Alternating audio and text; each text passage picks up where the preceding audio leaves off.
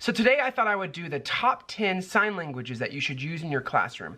That way I can at least give you some information even though I'm not teaching a whole lot of lessons, and then hopefully that's something that's helpful. So I use sign language in my classroom because A, it cuts down on behavior problems because I can tell the kids across the room what I need them to do.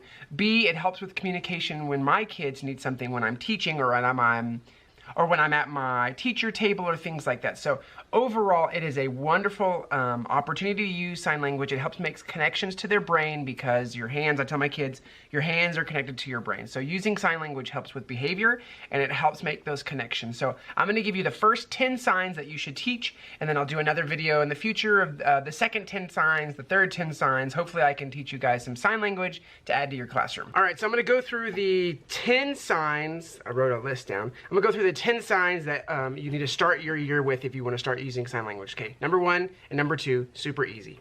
Yes, it's your head, yes. Number 2, no.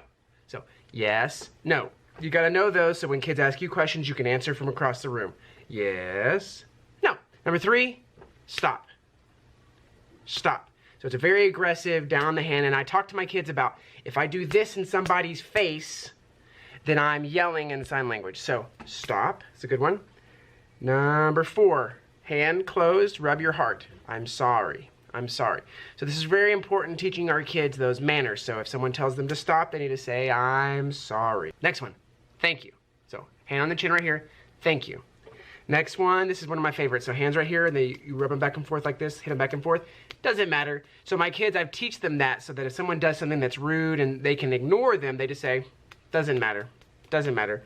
All right, next up we've got restroom. So cross your fingers. A little shake is I need to use the restroom. Hand up, big shake is an emergency restroom. And so then again, now that I know yes or no, I can tell them yes, you may use the restroom, or no, you may not. Next up we have help. So this is a person right here, and this is a helper.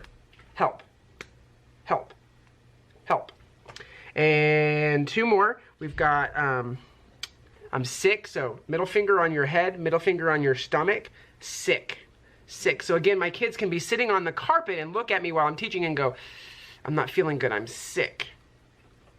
Next up we have hurt. So 2 fingers touch each other like this and you rotate them back and forth. I'm hurt. So again, if they need a Band-Aid, if I'm teaching at my big group and they're at their small group working, they can look at me and go, and they're telling me that I need a Band-Aid, and then I can tell my nurse, who's in my room, one of my kids' job is to be a nurse, they can give them a Band-Aid. And then thirsty, thirsty, thirsty, thirsty, and then one more, so thirsty or water. And so again, if they want to drink, they can look at me and say water or thirsty, and I can say yes or no. And I'm going to add one more, so we're going to do 11. Wait. So my answers usually are yes, no, or wait. And then the last one is make a U with your hand from your throat, hungry. I'm hungry, hungry.